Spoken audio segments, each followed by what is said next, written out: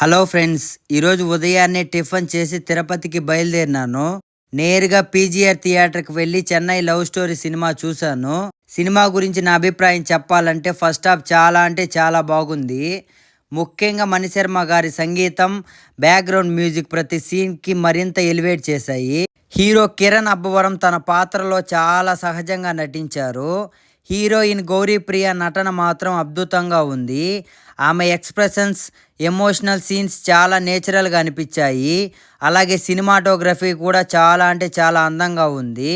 అయితే second half మాత్రం కొన్ని సన్నివేశాలు కొంచెం నెమ్మదిగా అనిపించాయి. మొత్తానికి మంచి సంగీతం, అందమైన విజువల్స్, కిరణ్ అబ్బవరం మరియు గౌరీప్రియ నటన కోసం ఈ సినిమాను చూడొచ్చు.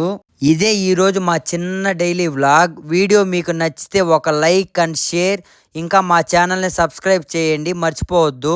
మళ్ళీ మరో కొత్త వీడియోతో కలుద్దాం. Bye bye.